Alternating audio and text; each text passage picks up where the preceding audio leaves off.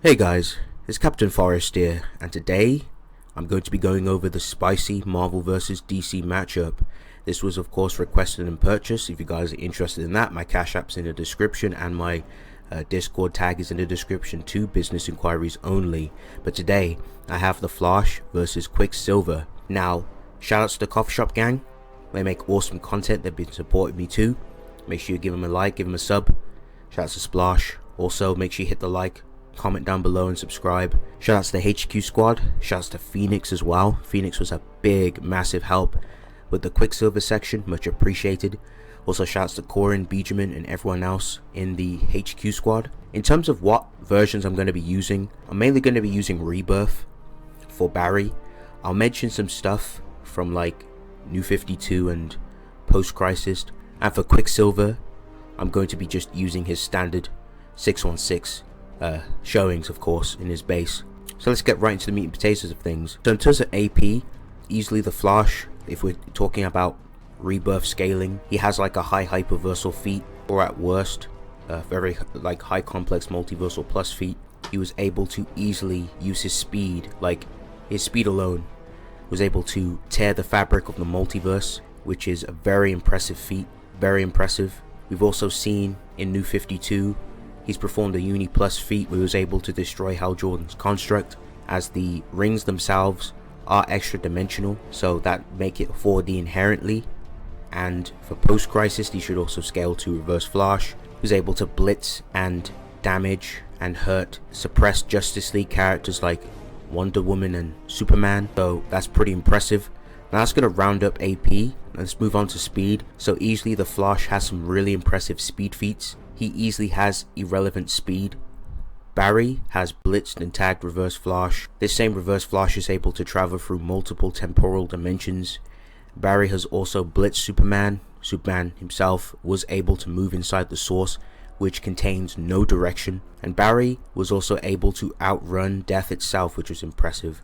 He was able to outrun the runner. And Barry is able to enter and run inside the Speed Force, which is an alterversal realm, as the Speed Force is above the Bleed. Now the Bleed itself contains the Rock of Eternity, which is consistently shown to be beyond space and time, with it also existing in it all possible dimensions, showing that the true form of it is not just beyond normal space-time, as the Bleed surrounds and contains everything in the Orrery.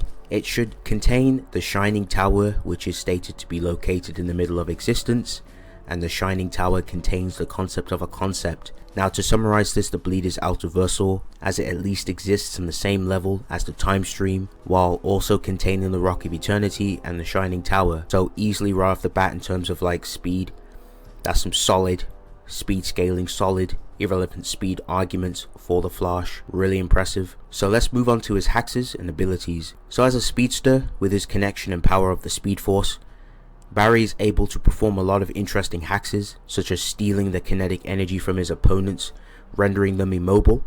He is able to vibrate his molecules and phase through objects and cause them to blow up. He can also negate other people's intangibility, and Barry has also phased through Green Lantern constructs. Like other speedsters, he can BFR you into another dimension or back in time, like very far into in like centuries, which is very impressive. And he can literally just leave you so far back into the past so you won't even get back. He can also BFR you inside the Speed Force and leave you there. He can also spam and barrage of punches entwined with his speed, and he can also perform the infinite mass punch himself. Barry can also vibrate and reverse the effects of injuries that occur to his body, such as Supergirl breaking the Flash's nose, and he was able to reverse some transmutation that happened to him when he touched some water.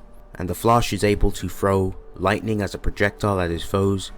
And lastly, the Flash also has a causality type 2, so it's very difficult to put him down. So that's going to round up everything for the Flash. I'm going to go ahead and talk about QuickSilver. He easily has town level plus scaling. He was able to physically hurt a suppressed Spider-Man, Wolverine and Nightcrawler. I've gone over the chain scaling in my previous videos, so please check that out. Links will be in the description for the calcs. Now for speed, there are some ranges for QuickSilver's speed.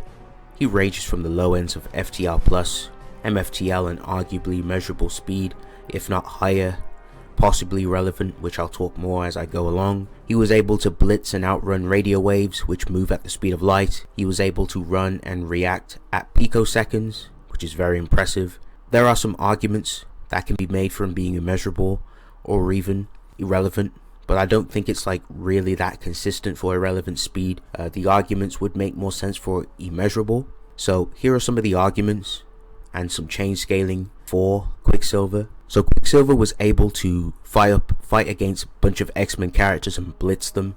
These same X-Men characters have demonstrated a lot of limbo feats. They're able to move inside limbo, which is a realm that is beyond the concepts of space of time, which is very impressive. He's also blitzed Juggernaut too, who's able to spend a month and walk inside and move inside limbo. So right there and there, there's some arguments for immeasurable and irrelevant speed, though I do not think it's super consistent. The safe, consistent ends for his speed would be MFTL plus to arguably immeasurable speed. I don't think irrelevant's very consistent, and plus a lot of the times with QuickSilver, he has to be really amped in order to perform these really crazy feats in terms of speed. So the safe end for me is MFTL plus to immeasurable speed. Now let's go over his hexes. Now QuickSilver can turn his raw speed into strength and utility, and has demonstrated many useful and practical and offensive and defensive measures with his speed, such as creating hurricanes to fly, hurricanes to shred through objects. His hurricanes can even act as a reflective barrier of wind to reflect most attacks that pose harm as long as he's still running, and he can also use his hurricanes to blow people away. He can vibrate objects and people, causing them to combust. He is very capable of phasing through objects. He also has instinctive movement. Time manipulators have difficulty slowing his speed down, and only just briefly. That's going to round up his hexes. Now I'm going to go ahead and break down this fight. So in terms of speed and AP, I'd have to award this to Flash. He's just vastly above QuickSilver's pay grade. Flash has better feats, better AP feats, better speed feats.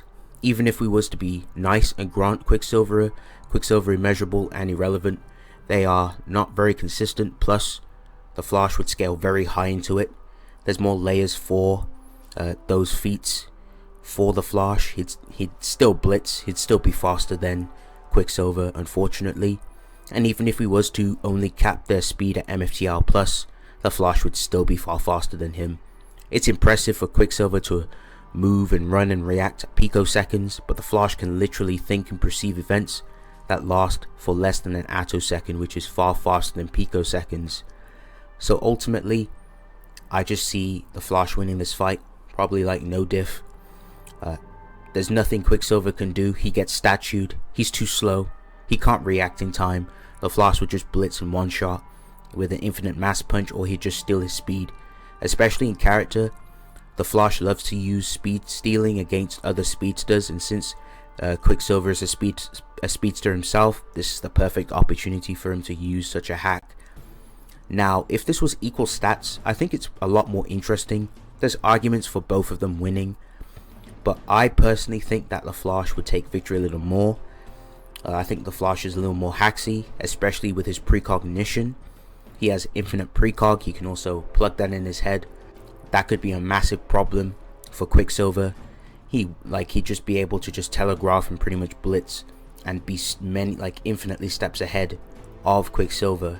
So more often than not, I have to give this to Flash. Anyway guys, let me know your thoughts down in the comment section, and shouts to everyone else. But yeah, it's been real.